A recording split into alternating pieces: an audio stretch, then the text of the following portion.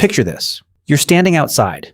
The sky turns gray, and it starts to rain. No big deal, right? You pull up your hood, you step under a roof, and you forget about it in a minute. But go back far enough, and that same soft rain was a killer. Not a storm, not a flood, just rain. Falling for days, sometimes for weeks, and it could end a human life in a single afternoon. Here's the part nobody tells you. Your body is secretly built wrong for rain. You are a naked animal, and that almost wiped your ancestors off the planet. You'd think they just ran into a cave and waited it out, but it was never that simple. Beating the endless rain took one of the strangest tricks in human history. So stay with me, because by the end, you'll realize you're still doing that trick today. You just stopped noticing.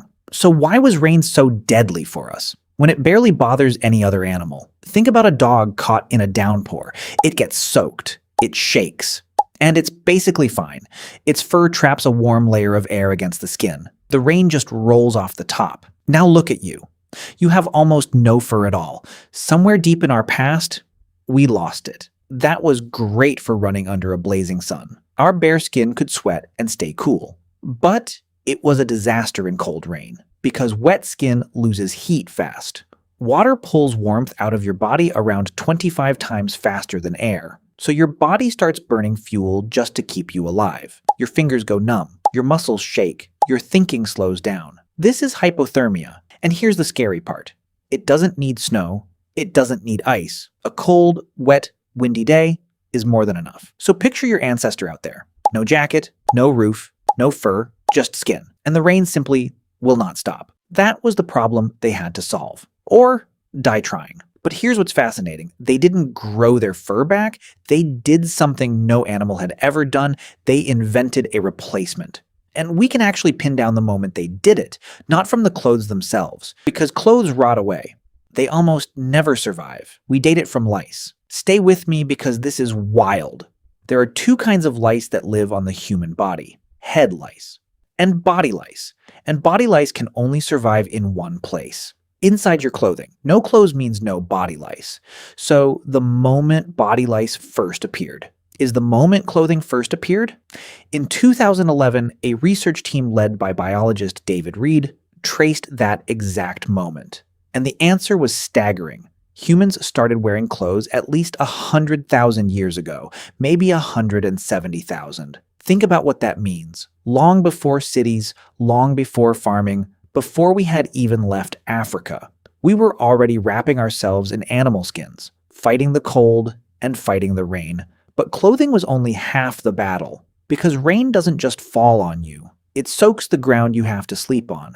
And a wet bed is a slow, quiet death. Lie on cold, damp earth all night, and it drains the heat straight out of your body while you sleep. So they solved that too. In 2011, archaeologist Lynn Wadley dug deep into a cave in South Africa, a place called Sibudu, and buried in the ancient dirt, she found a bed. Not a modern bed. Layers of plant stems and leaves, packed tightly together on the cave floor. And it was 77,000 years old. That is the oldest known bedding on Earth. Someone gathered those plants by hand. Someone lifted their body up off the wet ground, just to stay a little drier, just to stay a little warmer. 77,000 years ago.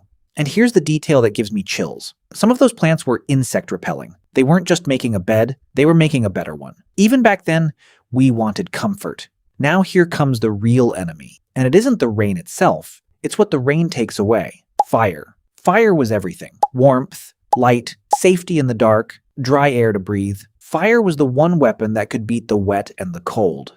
But rain is fire's greatest enemy. One heavy storm, and your flames hiss out into smoke, and in the freezing dark, they might not come back. So keeping a fire alive through endless rain became a life or death skill. They pulled their fires deep into caves. They sheltered the flames under rock overhangs.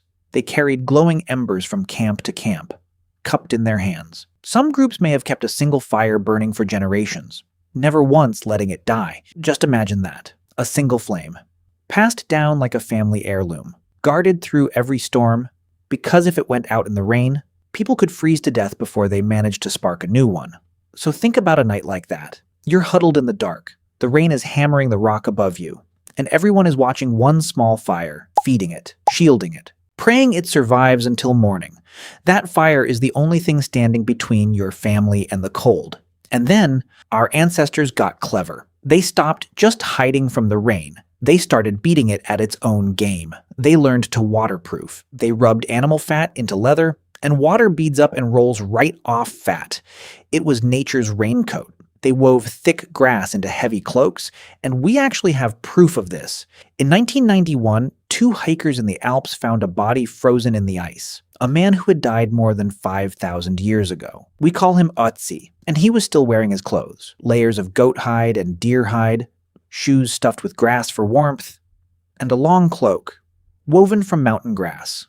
A cloak built to throw off the rain and the snow. 5,000 years ago, a man walked out into a freezing storm, and he was dressed to survive it. But here's where the whole story flips on its head. Because sometimes the rain didn't stop for a day, or a week. Sometimes it didn't stop for thousands of years. Ocean scientist Peter Domenical studied ancient mud pulled from the sea floor.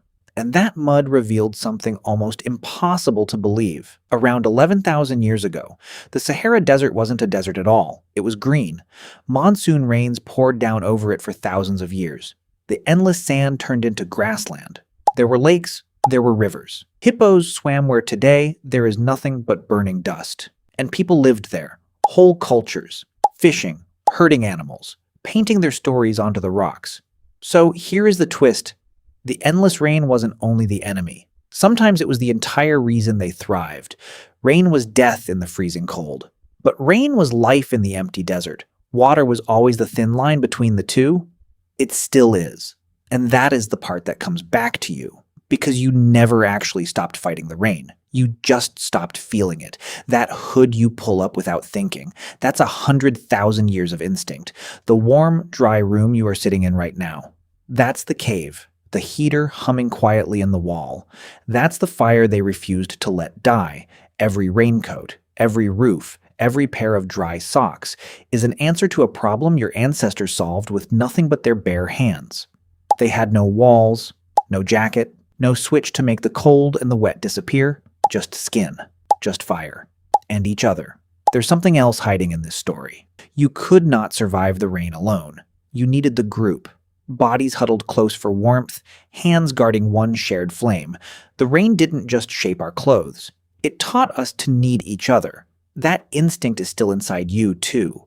So you are here for one simple reason. Because they won. Every single one of them. Through every storm that tried to end the line. So the next time it rains. And you step inside without a second thought. Just stop for one moment and remember. For almost all of human history, that one simple move, stepping in out of the rain, was the difference between living and not.